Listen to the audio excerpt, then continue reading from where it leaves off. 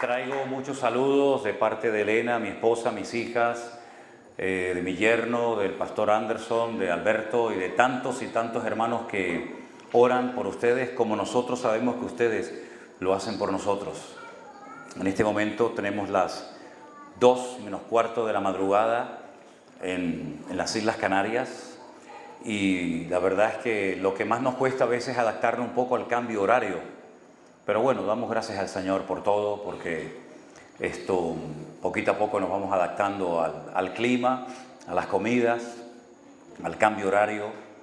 A veces no sabemos si nos toca desayunar, almorzar, comer, pero bueno, estamos muy agradecidos y la verdad es que me ha sorprendido mucho ver a un grupo grande de hermanas que llevan hoy aquí todo el día cocinando. Y cada 5 minutos te preguntan, ¿pastor tiene hambre? ¿Pastor tiene hambre? Digo, no hermana, no tengo hambre. Pastor, ¿quiere comer? Pastor, ¿quiere? Si hemos comido hace media hora. No, pero ¿quiere comer otra vez, pastor? No sé si ustedes quieren en que vayamos más gordos o no sé qué es lo que tienen entre manos, pero estamos bien, estamos bendecidos. Me acompaña el hermano Armando, que es el hermano que trabaja detrás de las cámaras, para hacer posible que los devocionales, el pastor online, los cultos y tantas cosas que hemos subido en estos últimos años, pues ustedes puedan disfrutar de ellas. Y también me acompaña un hermano que se llama Luis, que también ha venido para colaborar con nosotros y ayudarnos. Yo quiero que ellos levanten la mano en alto y le demos un aplauso a ellos también. Dios les bendiga. Gracias, hermanos. Gracias. Gloria a Dios. Estamos muy contentos de ver cómo el Señor ha bendecido esta obra, de ver cómo el Señor le ha dado crecimiento. Tienen un lugar realmente hermoso. Valórenlo, cuídenlo y úsenlo única y exclusivamente para la gloria del Señor. La iglesia, lamentablemente, de unos años a esta parte se ha convertido en una pasarela para que algunos que dicen que cantan y algunos que dicen que tocan, pues puedan lucir sus dones y talentos y de esa forma impresionar a las multitudes, ¿no? De lo bien que cantan y de lo bien que tocan sus instrumentos.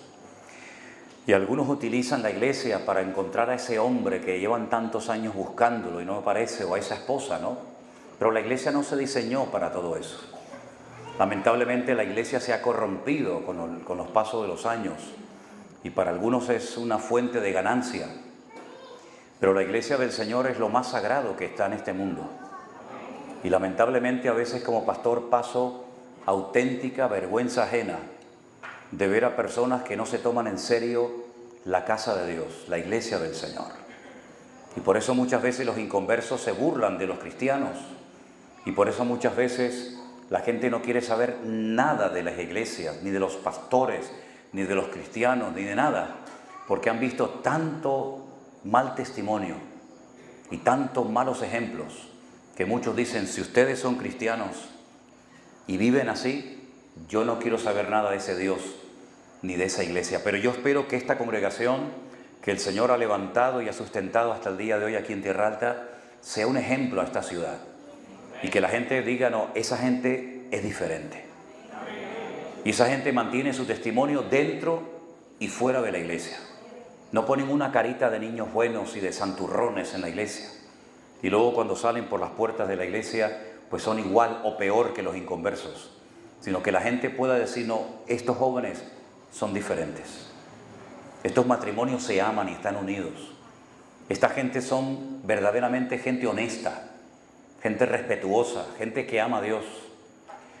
Yo he estado observando en estos días que he llegado desde las Islas Canarias, algunas de las cosas que aquí se dan exactamente igual que en Europa. Y hermanos, la maldad dice la Biblia que va a ir en aumento. La maldad se ha desatado en todas las naciones de la tierra de una forma terrible. La presión que reciben los jóvenes universitarios cristianos, los jóvenes, los adolescentes, los niños en las escuelas es terrible. Cosas que hasta hace poco tiempo eran pecado y estaban mal vistas, hoy en día están bien vistas y apoyadas y financiadas por los políticos y los gobernantes de turno, ¿verdad? Y parece como que nos tenemos que sentir avergonzados de nuestra fe, y parece como que somos gente rara y una especie en peligro de extinción, y decir en una universidad que yo no creo en una evolución, sino en una adaptación de las especies, yo creo en un Dios creador, parece como que uno tiene que ocultarlo, ¿no? Porque parece como que se van a burlar o a reír de ti. El verdadero cristiano nunca ha sido querido por la sociedad, no se olviden de eso. Nosotros no esperamos que la gente nos aplauda y le caigamos bien a todo el mundo. El cristianismo verdadero, la palabra de Dios verdadera, tiene que confrontar y tiene que ir en contra de la corriente de este mundo.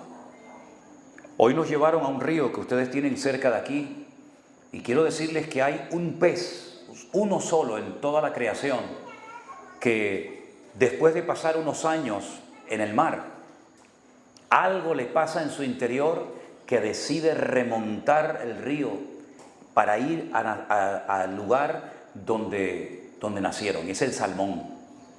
El salmón es un pez que nace en el río, pasa un tiempo en el río, se fortalece y todo su metabolismo cambia de una forma extraordinaria para poder adaptarse al agua salada. Y después de unos años, cuando él sabe que ha llegado el momento de reproducirse y de morir, lucha contra corriente y llega o intenta llegar al mismo lugar donde nació años atrás. Todos los peces van a favor de la corriente, menos el salmón, que lucha para ir a un lugar a reproducirse y a morir. Y en cierto sentido nosotros los cristianos deberíamos de ser así, porque vamos en contra de la corriente de este mundo. Todos mienten, nosotros no apoyamos la mentira, sino somos defensores de la verdad. Todos roban, todos manipulan, todos hacen cosas malas y horribles. Nosotros queremos ir en contra de todo eso, porque sabemos lo que le agrada y lo que le desagrada a nuestro Dios. Amén, hermanos. La iglesia no es un lugar donde venimos solamente para ser bendecidos y para pasar un rato entretenido. La iglesia es una escuela. La iglesia es un lugar donde Dios quiere tratar con tu carácter y podar y arrancar de tu vida cosas que a lo mejor nunca te has dado cuenta que tenías ahí adentro, que han marcado un estilo de vida, una personalidad, pero el Señor quiere tratar contigo. Y espero que en esta noche, mientras escuches la palabra, estés atento y dejes que el Señor haga una obra en tu corazón. Sé que algunos de ustedes han hecho un gran esfuerzo por venir aquí. Sé que algunos de ustedes han conducido durante muchas horas y han gastado del dinero de su bolsillo para poder estar esta noche en este lugar. Yo sé que el Señor va a hablar a través de su palabra. Aprovechemos esta oportunidad, queridos hermanos. Cierra tus ojos un momentito. No te dejes distraer por nada ni por nadie. Y pídele al Señor en lo más profundo de tu corazón que te hable y te ministre. Y que cuando vayas a tu casa esta noche a comer, a dormir o lo que sea, tú puedas decir: hoy mi Señor me habló. Y yo sé lo que el Señor quiere de mi vida. Y sé los cambios que Él quiere producir en mí, Señor. Te pedimos, Señor, que nos hables a través de tu hermosa palabra. Que tú abras nuestros corazones, que estemos atentos a tu voz. Y que tu Espíritu Santo tome esta palabra, Señor, para traer madurez y crecimiento espiritual que tanta falta tenemos de ella. Ayúdanos, Señor, a estar pendientes. Queremos oír tu voz, Señor. Y queremos que tú te glorifiques en medio de tu pueblo en esta noche. En el nombre de tu amado Hijo Jesús, Señor. Amén y amén. La iglesia virtual no aparece en la Biblia, porque la iglesia virtual tiene como base no solamente la palabra de Dios, sino la tecnología. Y la tecnología que tenemos hoy en día, los cristianos no la tuvieron en los tiempos bíblicos. Tenían otros sistemas para difundir el Evangelio, como por ejemplo las cartas, el boca a boca. Pero hoy en día tenemos unos medios tremendos. Miren, ahora mismo, a través de ese pequeño ordenador o computadora, hay hermanos en muchas naciones de la tierra que nos están viendo y nos están escuchando en tiempo real. Esto era algo impensable en los tiempos del apóstol Pablo.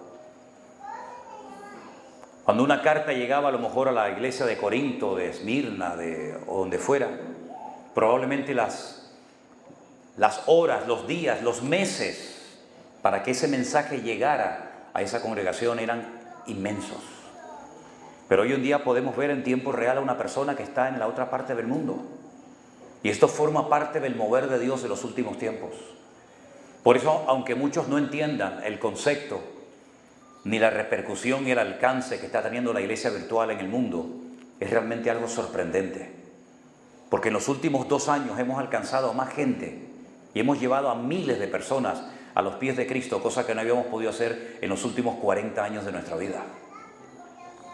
Pero tenemos un libro en la Biblia, que es el último, el libro del Apocalipsis, que se escribió para que toda la cristiandad a lo largo de la historia supiera cómo teníamos que comportarnos y las cosas que iban a suceder en los últimos tiempos. Ahora, cuando hablamos de los últimos tiempos, ¿a qué tiempo nos estamos refiriendo?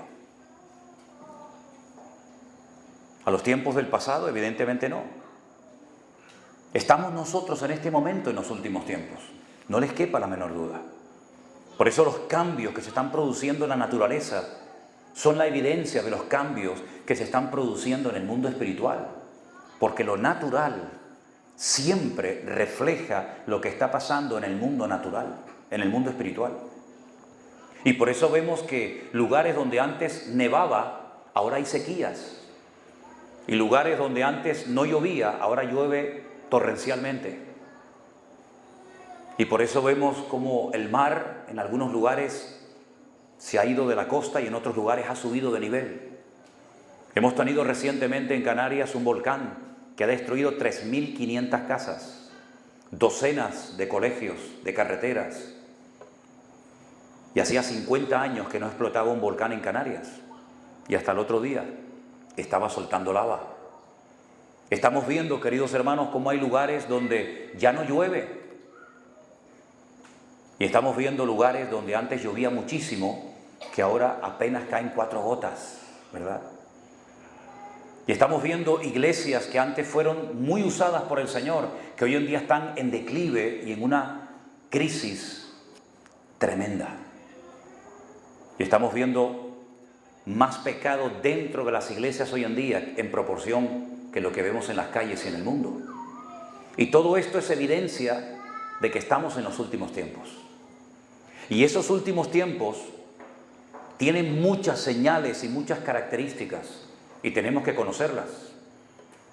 El Señor no dijo cuándo iba a venir, sí dijo dónde. Pero el Señor nos dejó una serie de señales de información que tenemos que conocerlas e interpretarlas correctamente para poder saber cuánto tiempo falta antes de que Él venga.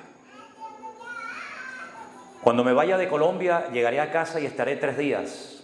Y a los 3 días me voy a Israel. Y estaré allí un tiempo. Y cada vez que voy a Israel, veo que hay una expectativa, incluso en los inconversos, porque están esperando al Mesías.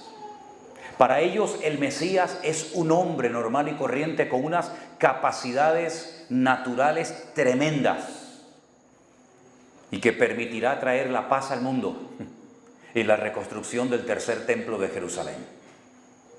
Nada más que eso. Sin embargo, cuando Juan escribe el libro del Apocalipsis, él manifiesta aspectos de la naturaleza, de la esencia del Señor Jesucristo que en ninguna otra parte de la Biblia encontramos. Fue tan grande la manifestación del Señor en la isla de Patmos a Juan que dice la Biblia que cuando él lo vio cayó al suelo como muerto. Aquel hombre que se atrevió a recostar su cabeza en el costado del Señor Jesucristo, cuando lo vio de esa forma tan espectacular, dice que casi se muere y cae a sus pies. Y el Señor tiene que poner su diestra, su mano derecha sobre él y decirle: Juan, no temas, tranquilo. Y le da una revelación increíble de las cosas que van a ocurrir en un periodo de tan solo 7 años. Porque el libro del Apocalipsis en gran medida es la historia de los últimos 7 años del planeta Tierra. Y por eso el número 7, que es un número que habla de perfección, de plenitud, aparece repetidamente a lo largo del libro. 7 iglesias, Se habla de los 7 espíritus de Dios, las 7 trompetas, los 7 sellos, las 7 copas de la ira, etcétera, etcétera. Y vemos que el Señor escoge 7 iglesias que no existen hoy en día ninguna de ellas, pero que en aquellos tiempos eran iglesias grandes y conocidas. Y a través de ellas nos da un mensaje a nosotros hoy en día. Podríamos hablar, créame, semanas, años acerca de este hermoso libro. Pero hay varias cosas que yo quisiera destacar acerca de lo que a Dios no le gusta que ocurra en la iglesia. Algunos creen que en la iglesia se puede hacer lo que uno quiera, que en la iglesia vale todo. Se puede tocar de cualquier manera, se puede vestir de cualquier forma, se puede predicar de cualquier manera. Y a veces nos equivocamos porque tenemos un concepto muy particular y muy distorsionado de lo que es la iglesia. Yo creo que hoy en día, si los apóstoles y el mismísimo Señor Jesucristo entraran por la puerta de muchas congregaciones, saldrían horrorizados de lo que ahí se hace y de lo que ahí se practica. Por ejemplo, hay 3 ocasiones en el libro del Apocalipsis en los que Dios dice lo que a Él no le agrada, lo que a Él no le gusta. La primera ocasión la tenemos en Apocalipsis 2:4, donde dice: tengo contra ti que has dejado tu primer amor. Este es el mensaje que el Señor le manda a la primera iglesia que se menciona, la iglesia de Éfeso. Una iglesia que tenía más de 350,000 personas como miembros de esa congregación. Una iglesia enorme. Allí vivía Juan con María, la madre del Señor Jesús, en Éfeso. Esta iglesia la fundó Pablo con 12 personas y llegó a ser una de las iglesias más poderosas, más grandes y numerosas de la cristiandad. En esa iglesia estaba colaborando Priscila y Aquila, Timoteo, Tíquico y por supuesto el apóstol Pablo. Y después, cuando él se marcha, después de 2 años de pastorearla, deja al frente de la iglesia a un joven pastor llamado Timoteo. Un pastor que recibió tanta presión que terminó enfermándose del estómago. Y Pablo le tiene que escribir 2 cartas y decirle lo que tiene que hacer para cuidarse física y espiritualmente y también mentalmente. Hay gente que se ha enfermado por estar sirviendo a Dios. Hay gente que ha perdido la salud. Hay gente que ha perdido el matrimonio por estar todo el día metido en la iglesia. Hay gente que ha perdido, no quiero decir la vida, pero sí han perdido algunos a sus hijos, porque tenían más tiempo para los demás que para atender a sus propios hijos. Y cuando el apóstol Pablo le escribe a Timoteo, que es el pastor de la iglesia de Éfeso, le dice que el que no tiene su hogar en orden no puede pensar en servir al Señor, es decir, en servir a los demás. Porque la predicación no empieza en el púlpito, la predicación empieza en el hogar. Y si su hogar no es un botón de muestra, usted no tiene ninguna credibilidad para subirse a un púlpito a decirle a los demás lo que usted no ha sido capaz de llevar a la práctica en su propia familia y en su propia vida privada. Pero esa es la tónica hoy en día. Pastores divorciados y divorciados, gente que deja a una mujer, se casa con otra, se casan con esta, se separan de la otra, iglesias que se dividen, ¿verdad? Y no cumplen los requisitos bíblicos. Y es una iglesia que empezó muy bonito, empezó muy bien, una iglesia preciosa, una iglesia que era un ejemplo en aquella época, pero cada vez que el Señor menciona algo sobre la iglesia de Éfeso, lo menciona en tiempo pasado. Habéis sufrido, habéis trabajado, habéis probado a los que se dicen ser apóstoles y los habéis hallado mentirosos. Todo lo bonito de la iglesia está en tiempo pasado, pero todo lo feo de la iglesia está en tiempo presente. Tengo contra ti que en la actualidad ya no me amas tanto como al principio. ¿Saben que hay gente que ama más al ministerio que al Señor? ¿Saben que hay gente que ama más el cargo en una iglesia que la santidad del Señor en su casa? ¿Saben que hay gente que pelea más por las bancas y por las propiedades que pueda tener una iglesia que verdaderamente por el Evangelio y por el honor de Cristo en su amada iglesia? Eso es lo que le pasó a los efesios, que terminaron amando las cosas y usando a la gente. Y la Biblia nos enseña que es todo lo contrario. Lo que tenemos que hacer es amar a la gente y usar las cosas para la honra y gloria del Señor. Se enfriaron sirviendo al Señor. Como dice el libro del Cantar de los Cantares, por cuidar la viña ajena, descuidé mi propia viña. Y eso fue lo que le pasó a esta iglesia. Tengo contra ti que has dejado, lo tenías, pero ya no lo tienes, tu primer amor. ¿Cuál es tu primer amor? ¿Qué es lo que tú más amas en esta vida? ¿Tu casa, tu coche, tus instrumentos, tu ropa, tu deporte? ¿Qué es lo que más amas en esta vida? Porque dice la Biblia que lo que amas, allí estará tu corazón. Y donde está tu corazón es donde estará tu tesoro. ¿Qué es lo que más amas en esta vida?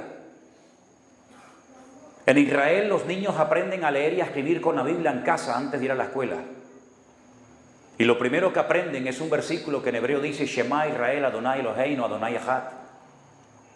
Y se aprenden todo ese capítulo donde dice en español: y amarás al Señor tu Dios con toda tu alma, con todo tu corazón y con todas tus fuerzas. Lo repiten por la mañana, por la tarde y por la noche, por la mañana, por la tarde y por la noche, todos los días de su vida.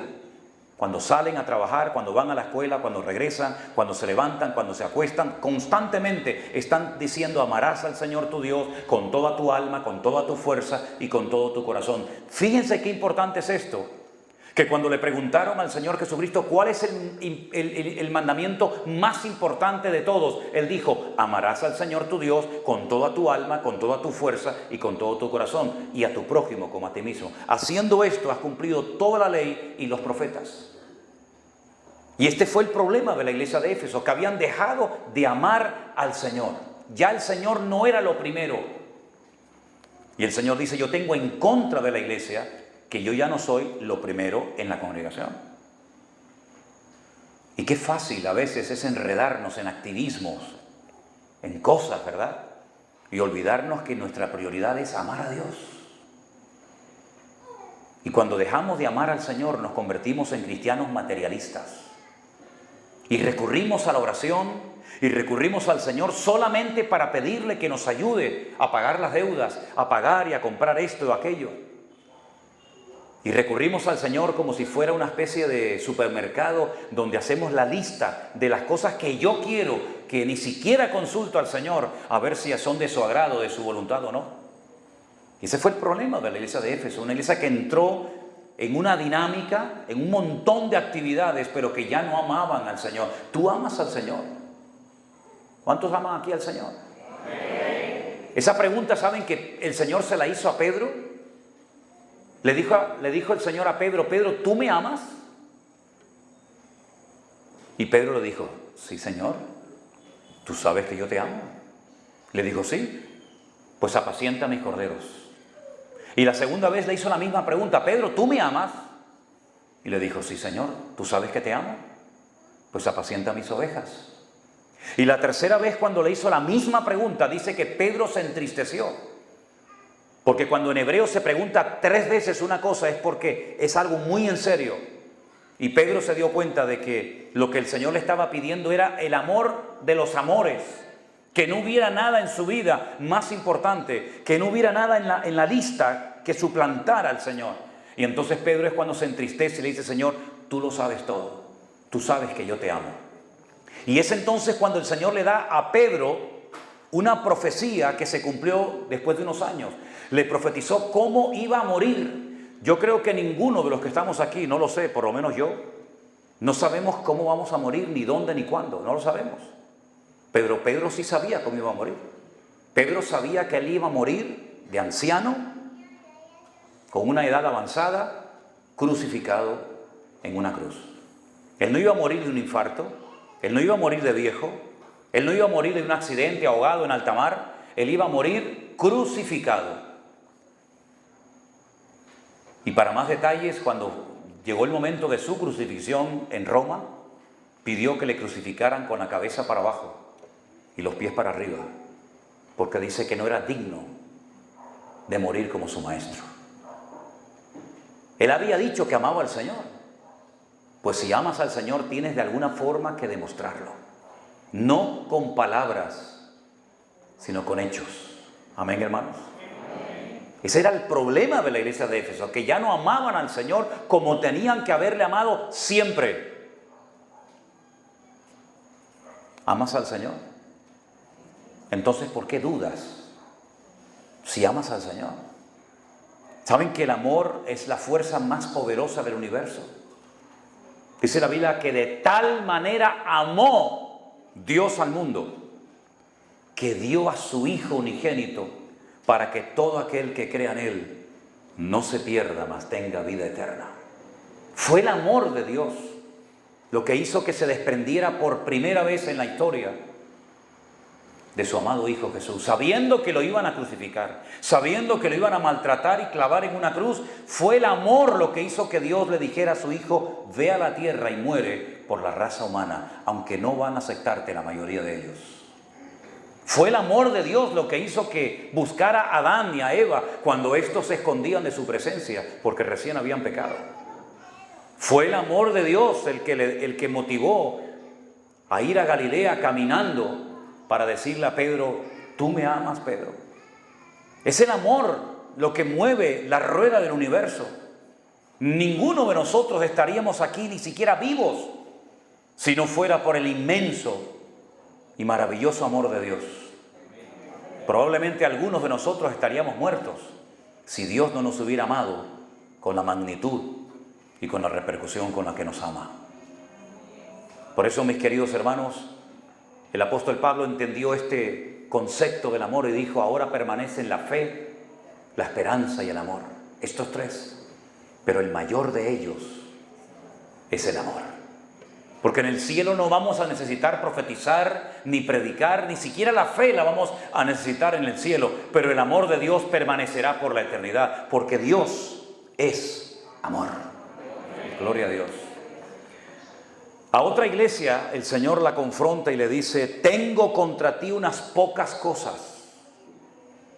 Apocalipsis 2:14. Vamos a ver qué es lo que tenía el Señor en contra de esta iglesia. Que tienes ahí a los que retienen la doctrina de Balaam, que le enseñaba a Balac a poner tropiezo a los hijos de Israel y a comer cosas sacrificadas a los ídolos y a cometer fornicación. Con la iglesia de Éfeso le dijo lo que tenía en contra. Ahora esta iglesia, que es la de Pérgamo, le dice: tengo contra ustedes que tienen en la iglesia una falsa doctrina que están reteniendo, que la están enseñando y compartiendo la membresía, y la llama la doctrina de Balaam. Y explica en qué consistía, o en parte en qué consistía esa enseñanza o ese modelo de vida. Dice que Balaam le enseñaba a Balac una serie de cosas. Ahora, Balaam era un pseudo profeta del Antiguo Testamento. No era un judío, no pertenecía a ninguna de las tribus de Israel, pero era un pseudo profeta, un pagano que creían los reyes de la época, uno de ellos Balac, que tenía poderes adivinatorios y poderes de maldecir a pueblos. Entonces un rey pagano, sabiendo que Israel no podía ser derrotado en el campo de batalla, porque otros reyes lo habían intentado y habían fracasado, él busca a Balaam y le paga una gran suma de dinero para que se suba a lo alto de un monte y observe a todas las tribus de Israel acampando en el valle y las maldiga. Y dice la Biblia que Balaam aceptó el dinero, subió a lo alto de un monte e intentó maldecir al pueblo de Israel. Pero cuando intentaba maldecir al pueblo de Israel, resulta que salían por sus labios palabras de bendición. Y Balaam se enfadaba porque le decía: yo no te he contratado para que bendigas a este pueblo, sino para que los maldigas. Y entonces lo volvió a intentar una segunda vez y una tercera vez, y fue imposible maldecir al pueblo de Dios, porque no hay ningún arma forjada que tenga éxito contra el pueblo de Dios. Y el Señor nos protege de lo que sabemos y de lo que ignoramos, de lo que vemos y de lo que nunca veremos. Y por eso podemos dormir en paz y vivir en paz, porque el Señor nos protege de noche y de día. Y por eso dice la Biblia que la doctrina de Balaam consistía en aceptar dinero y utilizar tu supuesto don o talento para hacer una mala utilización de un supuesto don, en este caso el de profecía. La Biblia dice que no tenemos que utilizar nuestros dones para ganar dinero con ellos, sino para servir al pueblo de Dios y a honrar y alabar a nuestro Dios. Pero muchas personas utilizan los talentos, sus dones, para llenarse los bolsillos y vivir a costa de las ovejas. Y en vez de dar la vida por las ovejas, son las ovejas las que tienen que dar la vida por el pastor, cuando es al revés. Ustedes no tienen que dar la vida por el pastor. Esa no es obligación. Pero la obligación de cualquier pastor es sí dar su vida por las ovejas, si es necesario hacerlo. Por las ovejas, no por las cabras.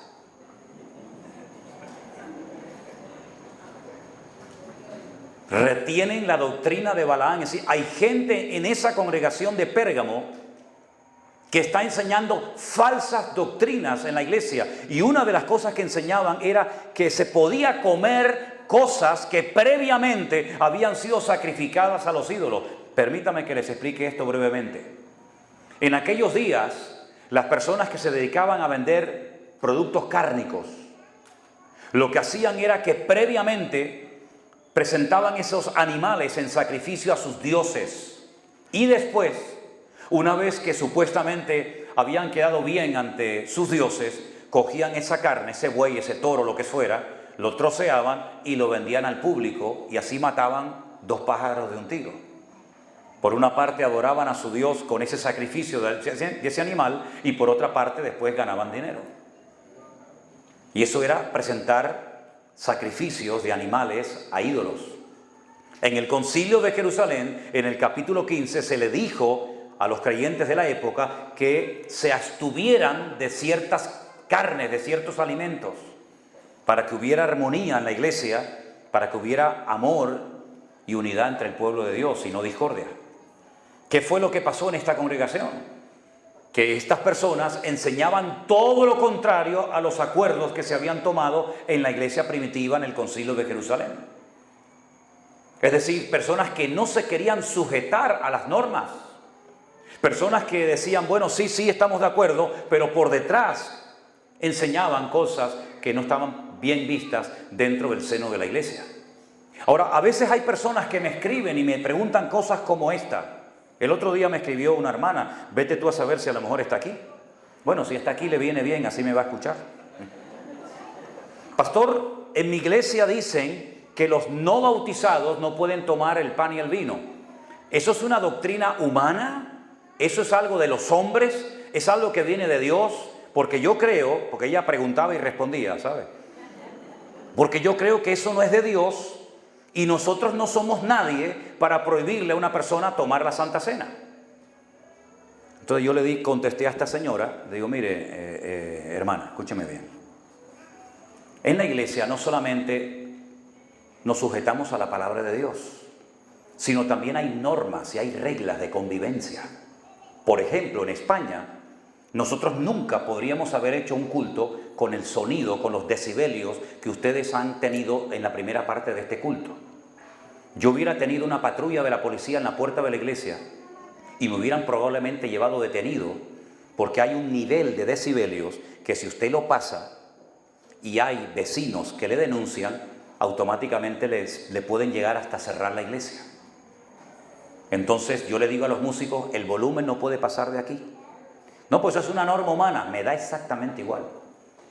Pero yo vivo en el mundo y delante del mundo tengo que ser un ejemplo. No es que yo alabo, al Señor se le pueda alabar hasta en silencio, mi hijo. Y una oración poderosa que el Señor contestó ni siquiera se oyó, y fue la oración de aquella mujer llamada Ana.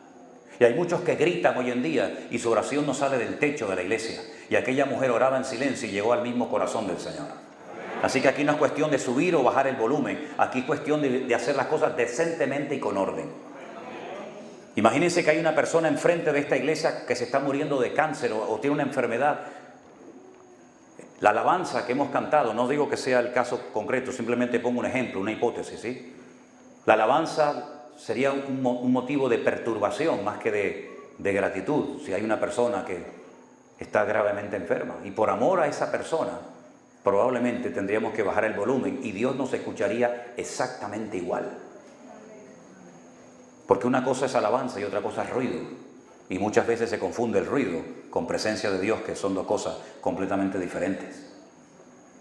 Y claro que hay normas en la iglesia, claro que hay normas, hay un horario.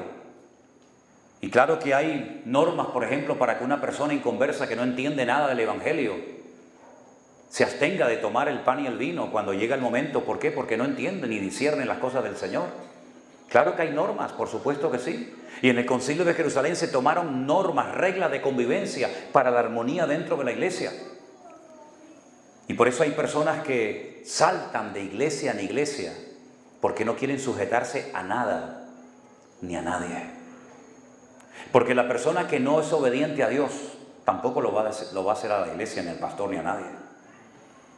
Y la desobediencia no se aprende en la iglesia, la desobediencia se aprende en el hogar. Y cuando al niño que desobedece se le premia y se ríe, ¿verdad? Porque el niño ha dicho una mala palabra o ha hecho una cosa que está mal, pero se le ríe y se le premia, ese niño va a creer que la desobediencia tiene premio y la obediencia tiene castigo. ¿Y cuántas personas se han convertido en la iglesia y han sido toda su vida unos desobedientes y ahora se han convertido, pero son cristianos desobedientes? Y tienen que aprender a ser obedientes. Y esta iglesia de Pérgamo, el problema que tenía es que no quería ser una iglesia obediente. Y hay creyentes que quieren ser bendecidos. Hay gente que quiere cantar, que quiere predicar, que quiere hacer muchas cosas, pero no quieren aprender a obedecer al Señor. Y dice la Biblia que la desobediencia, por cierto, es el único pecado que se compara con otro. No hay pecados que se comparan con otros, salvo el pecado de desobediencia, que dice que es como adivinación. Ese fue el problema de Saúl. Uno compara el pecado de David y el pecado de Saúl, y humanamente hablando, ¿no parece que el que pecó más grave fue David? Se acuesta con la vecina, mata al marido, Dios lo perdona y sigue como rey. Y el otro rey desobedece y Dios lo desecha y le dice a Samuel: no ores nunca más por él porque ya este hombre no me sirve. Es que Dios no soporta la desobediencia. Es que Dios no le va a permitir a nadie que desobedezca y que se llame cristiano y que lleve su nombre y le deshonre. Porque la desobediencia Dios nunca la va a respaldar y Dios nunca la va a bendecir. Y por eso el Señor le dice a la iglesia de Pérgamo: tengo contra ustedes que ustedes no quieren ser una iglesia obediente. ¿No dice la Biblia en Hebreos que por lo que padeció aprendió obediencia? Es que lo dice literalmente el versículo. ¿Y de quién está hablando ahí el autor? Del Señor Jesucristo. Se lo vuelvo a repetir. Y por lo que padeció, aprendió obediencia. La obediencia hay que aprenderla. No puede ser una asignatura pendiente en tu vida. No puede ser una asignatura pendiente en los jóvenes de la iglesia. Bueno, son jóvenes. Dicen algunos. Como son jóvenes, parece que tienen licencia para ser desobedientes. Pues no, señor. Si tú te acostumbras a ser un joven desobediente, serás un adulto desobediente y serás un cristiano que deshonra al Señor. No empieces a aprender a ser obediente con 40 años, porque a lo mejor no vas a aprender. Se aprende a ser obediente desde la cuna. Se aprende a ser obediente desde temprana edad, para que cuando llegues a un cierto nivel y edad en tu vida, no te cueste decir: amén, Señor, estoy dispuesto a ir a donde sea, comer lo que sea o ir a donde tú me digas. ¿Por qué? Porque he aprendido, he interiorizado que lo que agrada al Señor es un corazón obediente, como el de Cristo, que era obediente. Hasta el punto que en el huerto de Getsemaní le dijo al Padre: Padre, no se haga mi voluntad, sino tu voluntad. Y él sabía que la voluntad del Padre era morir. La voluntad del Padre no era salvarlo de la muerte. La voluntad del Padre es que le clavaran una corona de espinas en la cabeza y le arrancara la piel de la espalda a latigazos y sufriera la humillación más humillante que un ser humano puede experimentar. Él sabía que esa era para él en ese momento la voluntad del Padre, pero dice que fue obediente hasta la muerte, y muerte de cruz. ¿Cómo llegó a ese nivel de obediencia? Bueno, porque dice que siendo igual a Dios, no se aferró, ¿verdad?, a sus derechos divinos, sino que renunció a todos sus derechos. Y dice la Biblia que se humilló y se humanó, se hizo hombre, se anonadó, se despojó de toda su gloria. Y dice que fue obediente hasta la muerte, y muerte de cruz. Por lo tanto, Dios el Padre lo exaltó hasta lo sumo y le dio un nombre que es sobre todo nombre, para que en el nombre de Jesús se doble toda rodilla de los que están en el cielo, en la tierra y aún debajo de la tierra, y toda lengua confiese que Jesucristo es el Señor, para gloria de Dios Padre. Él descendió y el Padre lo exaltó hasta lo sumo. Aleluya. Obediente hasta la muerte y muerte de cruz. Por el contrario, Satanás, que es la desobediencia personificada, dijo: subiré, me sentaré en el trono de Dios. Bueno, para sentarte en el trono de Dios, lo primero que tienes que hacer es quitar a Dios del trono. Porque en ese trono no caben dos personas, solamente cabe uno. Así que si te quieres sentar en su trono, lo que estás diciendo es que vas a quitar a Dios, eliminar a Dios, que es el espíritu que reina en Colombia, en Perú, en España, en Estados Unidos. Quitar a Dios de los colegios, quitar a Dios de las universidades. Dios molesta. Quitar a Dios de todas partes. Ese es el espíritu que Satanás tenía desde el principio. Subiré, me sentaré en el trono de Dios. Yo seré el foco, el centro de atención. Me adorarán a mí en vez de a Él. Y por eso fue humillado hasta lo máximo. Porque el que se enaltece será humillado, mas el que se humilla será enaltecido. Una iglesia que no quería ser obediente, que llegó a comer cosas sacrificadas a los ídolos, y cuando tú le abras la puerta a un pecado, no se queda ahí tu pecado, ¿sabes? No se queda ahí. Es como el que comienza a consumir drogas. El que comienza a consumir drogas, llega un momento que buscas otra, y después otra, y después otra, y llega un momento que ya no hay más. Y lo que antes te llenaba, ahora ya no te llena.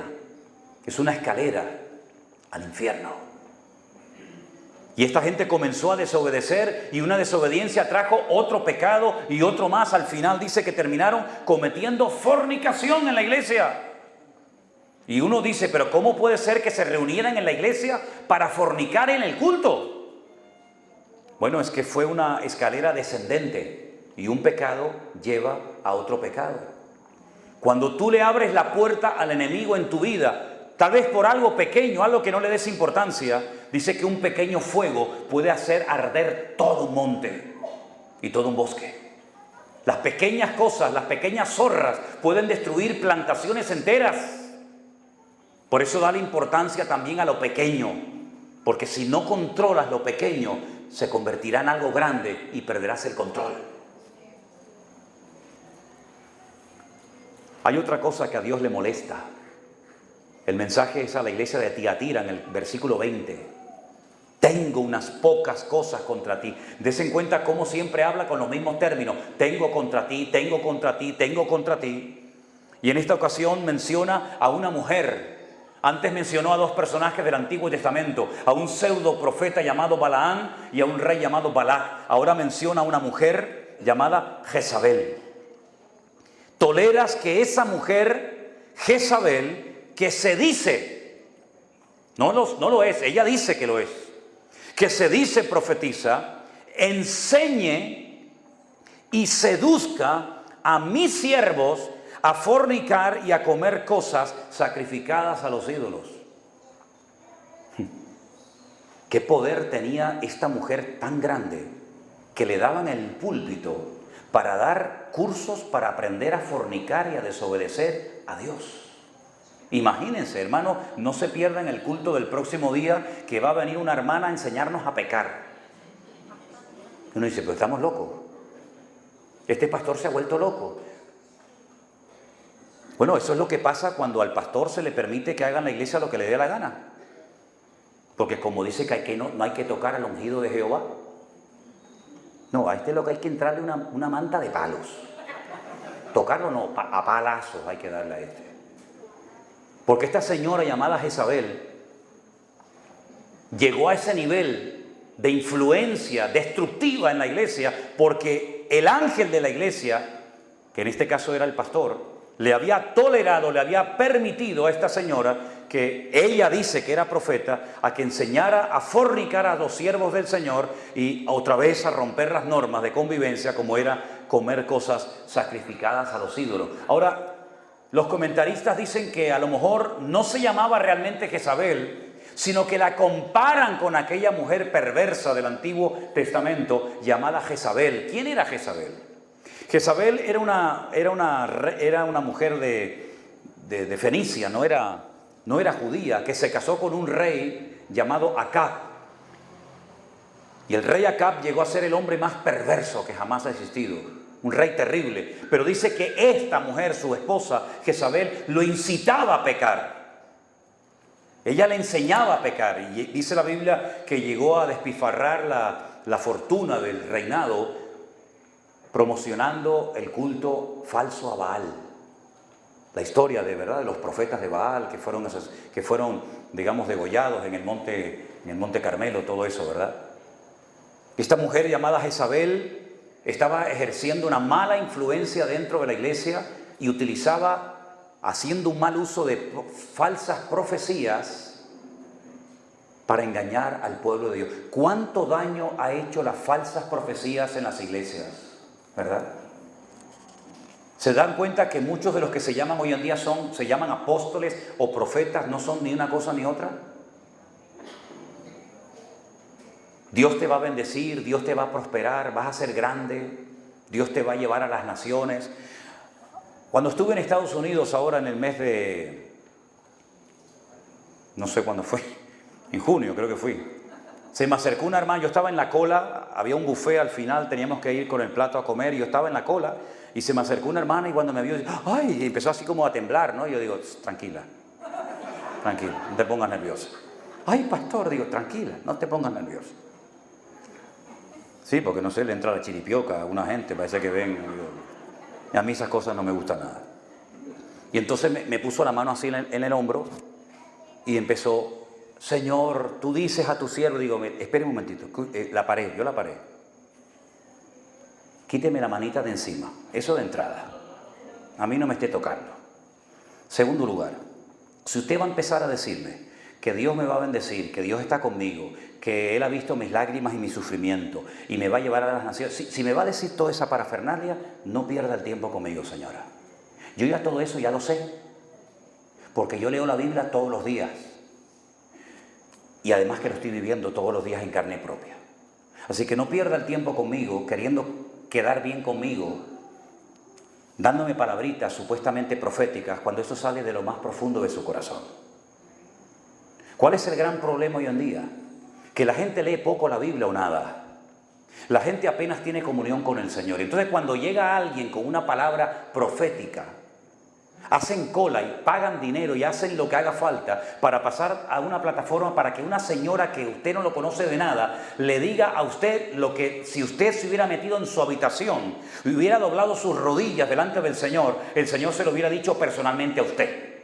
Porque yo tengo comunión con mi Padre, yo no necesito que mi Padre le hable a usted para que usted me venga con el chisme a mí. A mí me molestaría mucho que mi hija tuviera que ir a cualquiera de ustedes a decirle, vete y dile a mi padre tal cosa. Digo, no, a mí no me vengas con eso. Usted viene directamente a su Padre. ¿Y cuántas veces lamentablemente se confunde palabras de aliento, palabras de ánimo con palabras proféticas? Y esta señora, pseudo profeta como Balaam, intentaba crear una expectativa en la congregación. Mire, una de las profecías que me dieron a mí, cuando Elena, mi esposa, la única que tengo, por cierto. No, porque hace poco me dijeron que hay un pastor por ahí que tiene 16 esposas. Digo, wow, madre mía. Ese no es el problema. El problema son las 16 suegras que tiene. Pero cuando Elena estaba embarazada de mi primera hija, llegó una hermana muy bien intencionada. Yo no pongo en tela de juicio las intenciones, pero el fin no justifica los medios. Y entonces le puso la mano encima de la cabeza a mi mujer y le dice, hermana, yo veo que tiene un niño morenito. Y yo creo que el Señor lo hizo a propósito. Tuvo una niña rubia, blanca como la leche. Vamos a ver. A mí me da igual si tengo niño o niña, lógicamente. Otra cosa no. Pero si tengo niño o niña, me da igual si es rubio, moreno. Bueno, vamos a ver. Si sale negro es otra cosa, porque con todo mi respeto, si me sale un niño negro y el vecino de arriba es negro, tenemos un serio problema. ¿Me entiendes? Pero siempre y cuando entre dentro de una normalidad, de verdad, de una gama de colores más o menos, ¿verdad? Dentro de lo que uno es, pues todo está bien. Pero hermano, no seamos ingenuos. No seamos ingenuos. La mayoría de las supuestas profecías que se dan hoy en día Muchas veces no son profecías ni nada, porque ¿sabe lo que ocurre? Al profeta en el Antiguo Testamento no se le ponía la lupa, no se le podía cuestionar, porque era la voz de Dios, porque no había Biblia. Pero hoy en día, según la Biblia, en el Nuevo Testamento, a los que vienen con palabras proféticas dice que la iglesia tiene que juzgar, analizar, filtrar, ver si realmente lo que ha dicho es 100% bíblico o no. Cuando hace muchos años hubo una guerra en el corazón de Europa, en los Balcanes, en la antigua Yugoslavia, vino una señora muy renombrada y conocida a nivel mundial con un don profético tremendo, y ella dijo en público que en esa guerra España, sobre todo Cataluña, sería bombardeada y morirían tanta gente en España que vendría un avivamiento porque los españoles caerían de rodillas buscando al Señor. Mire, ni bombardearon España, ni los españoles cayeron de rodillas, ni pasó nada. Pero nadie se acuerda de aquello. En la Biblia a los falsos profetas, ¿saben lo que se les hacía? No se les daba ramos de flores, ni se les llevaba hoteles de 5 estrellas. En la Biblia a los falsos profetas se les mataba a pedradas. Eso es lo que pasaba en los tiempos de la Biblia. Y si hoy en día hubiera más conocimiento de la palabra de Dios, no hubieran entrado tantas falsas doctrinas dentro de las iglesias como lamentablemente han ocurrido. Recientemente estuve en Italia y un pastor un día en el púlpito dijo que el Espíritu le había hablado que la iglesia ese día tenía que cubrirlo, taparlo con dinero. Menos mal que yo no estaba ese día en el culto ese. Si no, yo lo tapo, pero con otra cosa. Pasa que no me pasan a mí nunca estas cosas. No me pasan a mí estas cosas. Y entonces el pastor se tumbó así, como si estuviera dormido en la plataforma, pero dijo, no me pongan monedas, porque las monedas si me las ponen salen rodando y entonces no, tienen que taparme con billetes. Y la iglesia pasó y tapó al pastor con billetes. Y entonces yo hice un culto unido en otra iglesia y me llega una hermana y me cuenta esto. Y le dije, ¿y usted qué hizo? Y dice, no, pastor, yo pasé al frente y lo tapé con billetes. Y entonces, ¿para qué me viene usted a mí a contar este chisme? Si usted es peor que él. Usted es copartícipe de eso. Salga corriendo de allá adentro, le dije. Y salió corriendo. Y se fue. Miren, hermanos, hace falta elevar el nivel de madurez de la iglesia del Señor. Dice la Biblia que los judíos cuando oían al apóstol Pablo predicar comparaban, indagaban, escudriñaban las escrituras para ver si lo que ese hombre que no conocían de nada les enseñaba la palabra o eran cuentos. Y la Biblia dice que alaba a esos hombres diciendo que eran más nobles que los de Tesalónica, porque cada día escudriñaban a la luz de las Sagradas Escrituras si lo que el apóstol Pablo les enseñaba era Biblia o eran cuentos. Y eso es lo que tenemos que hacer hoy en día. Por eso en nuestro ministerio, el Centro Evangélico Vida Nueva, enfatizamos tanto, lean la Biblia, lean la palabra, escudriñen las Escrituras. No dependan de un púlpito, no dependan de una predicación de un domingo, sino sean autodidactas. ¿Por qué se creen ustedes que Dios metió a millones y a millones de cristianos en todas partes del mundo en las casas durante meses? ¿Para que vieran la televisión? ¿Para que se rascaran la panza? No, para que tuvieran tiempo para orar, para comparar a la luz de las Sagradas Escrituras si lo que estaban oyendo en sus congregaciones era realmente bíblico o no lo era. Y Dios utilizó aquel tiempo para que muchos que hacía años que no leían la Biblia, que decían, pastor, no tengo tiempo porque yo trabajo mucho de sol a sol y cuando llego a casa llego cansado, tuvieron tiempo para leer la Biblia y por ahí el Señor comenzó a utilizar aquellas cositas que comenzamos a hacer de una forma muy sencilla allí en las Islas Canarias y comenzamos a confrontar y a romper mentiras y viejas estructuras. Y entonces la gente cuando terminó el confinamiento se dieron cuenta de que habían sido engañados, manipulados en sus respectivas congregaciones y se produjo una revolución espiritualmente hablando. Y en aquellos días nosotros decidimos seguir predicando a sillas vacías. Yo no sé cuántos de ustedes vieron aquellos cultos de marzo del 2020, de abril del 2020. Algunos, ¿verdad? Créame que muchas veces, yo se lo confieso ahora, ya han pasado casi 3 años. Yo les confieso que muchas veces estuve tentado a pararme de dejar de predicar, porque yo no tenía ningún punto de referencia. El punto de referencia de un pastor en un culto es el público, es la congregación. Pero yo no tenía ningún punto de referencia. Unas cámaras ahí que se encendían, que nuestro hermano Armando las controlaba desde su casa. Pero yo no tenía una computadora, yo no tenía cifras, yo no tenía nada. Y yo predicaba por fe, a sillas vacías. Pero el Señor en aquel tiempo nos preparó, nos entrenó, nos usó. Y nos hemos dado cuenta de que aquellas sillas sí estaban vacías. Pero un día, me acuerdo un domingo cuando estuve a punto de decir, corta, no, vamos a dejar, nadie está viendo esto. Esto es una locura. A los pocos días, y conocí a esa hermana en Estados Unidos, en este viaje que hice recientemente, una hermana que durante mucho tiempo no sabía quién era, mandó un mensaje y decía, pastor, si en algún momento usted está predicando y siente que nadie les está viendo, que nadie está pendiente de lo que ustedes están transmitiendo, quiero que sepa que ese momento, ese día, es cuando más gente le está siguiendo. Aquello sí que vino de parte del Señor, ¿saben? Aquello sí que vino de parte de mi Dios. Porque me dio una fuerza y un deseo de hacer aquellos cultos a puertas cerradas sin que nadie nos viera. Claro, nosotros pensábamos que iba a ser un domingo, 2, 3, como mucho. Aquello era eterno, aquello no terminaba nunca. No podíamos salir a las calles salvo los que teníamos perro.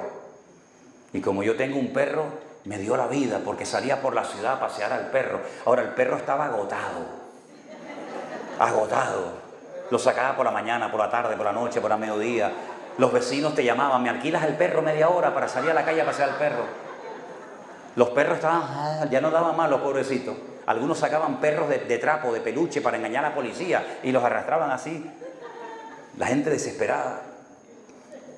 Pero después nos dimos cuenta de que efectivamente el Señor estaba respaldando su iglesia. Porque lo hermoso de todo esto, de todo lo que ha ocurrido, de cientos y miles de personas, que después nos hemos dado cuenta que estaban ahí atrás, que la obra no la ha hecho nadie, la obra no la ha hecho una denominación, la obra no la ha hecho un hombre, la obra la ha hecho el Espíritu de Dios utilizando el poder más grande que existe, que es el poder bendito y poderoso de la palabra de Dios. Fuerte ese aplauso a Él, aleluya. Dios es bueno y a su nombre, y a su nombre, gloria a Dios, aleluya. Las iglesias del Apocalipsis nos enseñan muchas cosas, hermanos. Lean los 7 mensajes que el Señor le manda a la iglesia de Éfeso, Mirna, Pérgamo, Tiatira, Sardis, Filadelfia, la Odisea. Y quiero terminar diciéndoles algo. Hoy cuando hemos comenzado el culto, se ha orado, ¿verdad?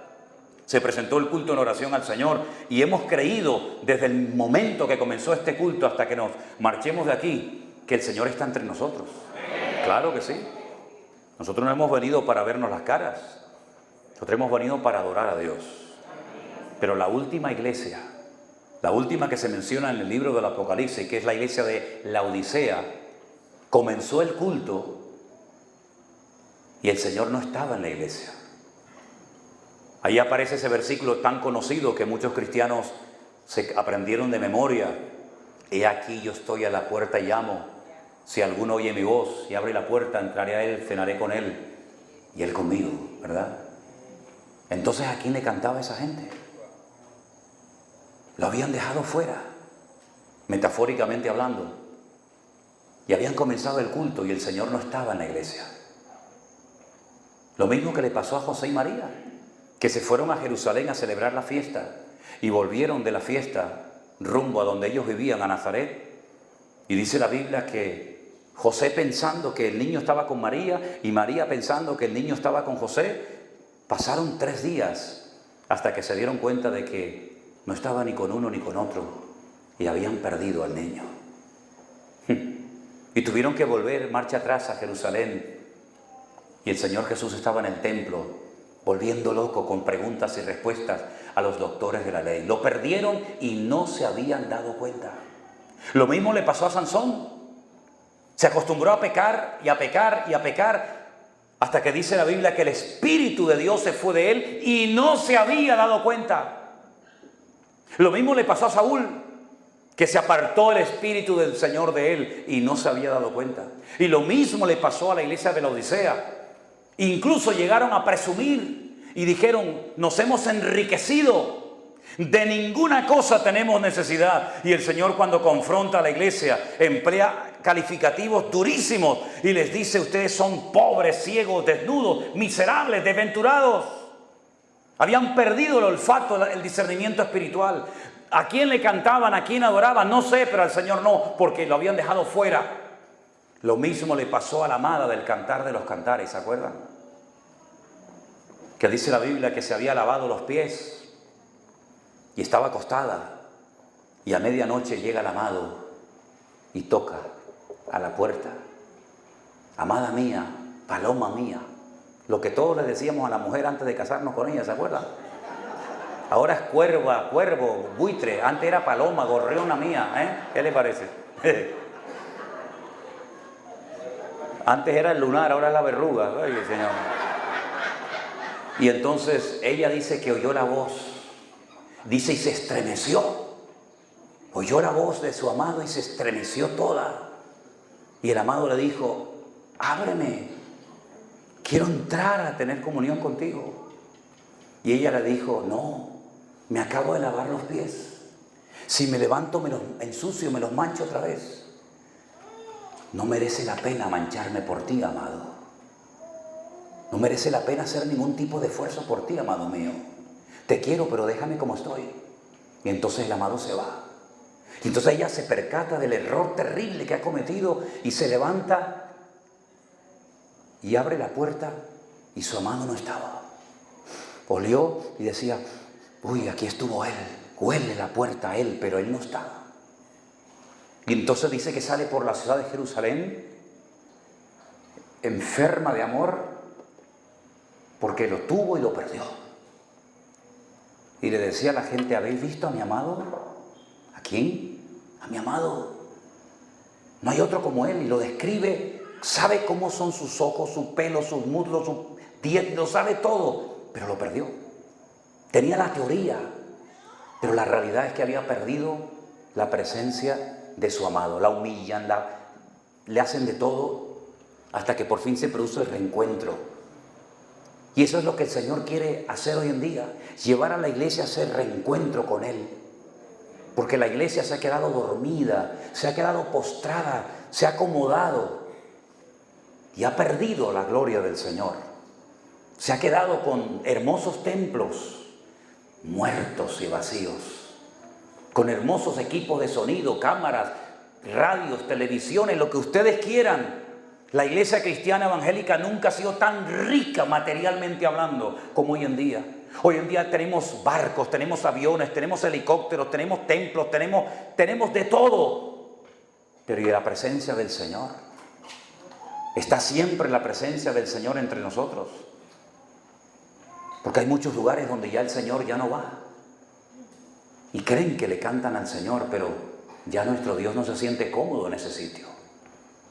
Así que me gustaría que en esta noche cerraras tus ojos y le hicieras esta pregunta al Señor. Tal vez nunca te has atrevido a preguntarle esto. Señor, ¿tú tienes algo en contra? Algo que tienes que señalar y decirme: eso no está bien. Cantas muy bonito, alabas muy bien, predicas maravillosamente. Has hecho esto, has hecho aquello, has ido para aquí, has ido para allá, todo eso está muy bien, pero tengo contra ti. Bueno, escuchemos al Señor esta noche hablando a nuestros corazones. Escuchemos a Dios. Porque a veces nosotros no paramos de hablar, pero dejemos que Dios hable a tu corazón. Y ahí donde estás, escucha la voz audible de Dios. Ese silbo apacible que te puede indicar en este momento que ese pecado, ese vicio, esa atadura que tienes en tu vida, es lo que te está impidiendo crecer y desarrollarte como hijo, como hija de Dios. Señor, en esta noche hemos escuchado tu palabra. En esta noche hemos analizado a la luz de la palabra tuya el estado deplorable de algunas iglesias de aquella época. Y hemos visto, Señor, cómo tú conoces lo bueno y lo malo de nuestras vidas, lo bueno, lo malo, lo positivo y negativo de las iglesias.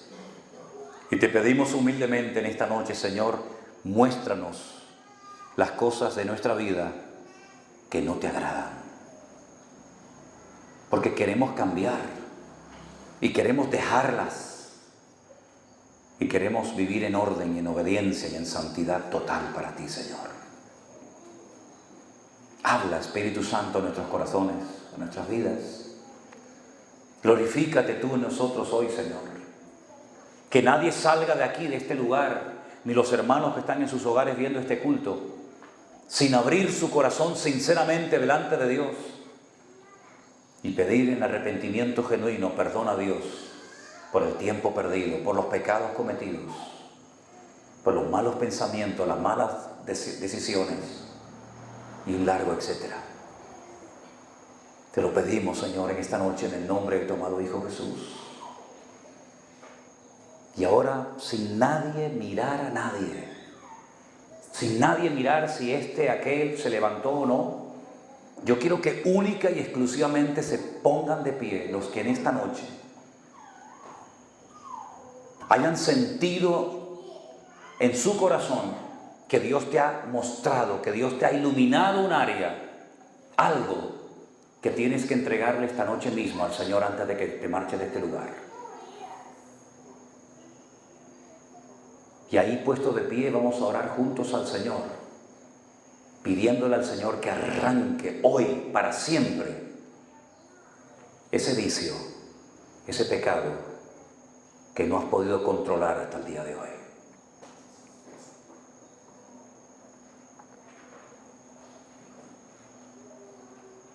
Amén. Dios te bendiga, hermano. Amén. Dios te bendiga. Esto es algo muy personal, nadie mirando a nadie, por favor.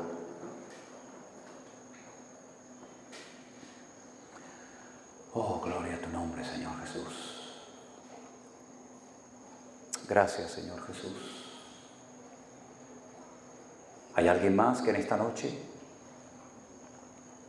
haya sentido en su corazón que tiene que entregarle algo al Señor que Él te está pidiendo hace mucho tiempo? Y has estado peleando y peleando contigo y hasta con el Señor mismo. Pero hoy quiere decir basta, Señor. No voy a seguir nunca más con este odio, con este resentimiento, con esta amargura, con esta atadura en mi vida, Señor. De nada sirve que alabes, de nada sirve que adores, de nada sirve tu mano levantada, de nada sirve lo que hagas si tú en esta noche no eres libre de eso que solamente tú sabes que al Señor no le agrada. Señor, tú que escudriñas la mente y el corazón, tú ves nuestras vidas en este momento, Padre. Y yo te ruego en el nombre de Jesús que estos hijos e hijas tuyas que hoy se han parado, que hoy se han puesto de pie delante de tu trono, porque tú les has hablado a través de tu palabra, que hoy puedan comenzar a notar esos cambios, esa auténtica liberación de sus vidas, y que nunca más vuelvan a caer en eso, porque tu palabra dice: conoceréis la verdad y la verdad os hará libres. Y oramos, Señor, para que esa libertad gloriosa de la cual tú quieres que disfrutemos, que tú ganaste, que tú obtuviste en la cruz del Calvario por nosotros, se haga realidad en mi vida a partir de hoy, Señor. Gracias por la libertad que me das. Gracias por el gozo que me das. Gracias porque ninguna condenación hay para los que están en Cristo Jesús, Señor nuestro. Los que no andan conforme a la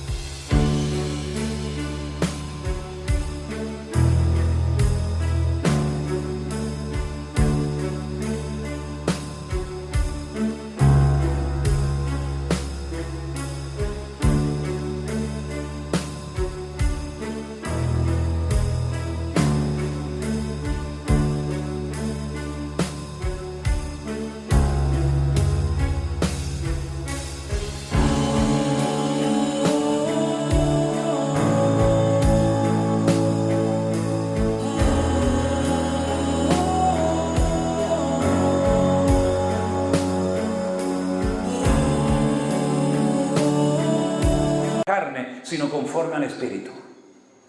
Señor, hoy ponemos delante de ti esto que tú conoces, Señor, para nunca más ser esclavos de eso que te ponemos hoy a tus pies. Y yo quiero que digas conmigo: Señor Jesús, te doy muchas gracias, porque tu libertad me acompañará todos los días de mi vida. Y gracias y gloria te doy, porque soy libre en el nombre de Jesús. Amén y amén. Denle ese fuerte aplauso al Señor en esta noche. Aleluya. Pónganse de pie todos y denle ese aplauso fuerte al Señor. Aleluya. Gracias, Señor. Somos libres, libres para alabarte, libres para servirte. En el nombre de Jesús. Alabado sea tu nombre, Dios. Gloria a tu nombre, Señor. Gracias, Padre. Aleluya. Quiero que saludes a tu hermano más cercano, que le des un abrazo y le diga: hermano, disfruta de tu comunión y de tu relación con el Señor. Aleluya.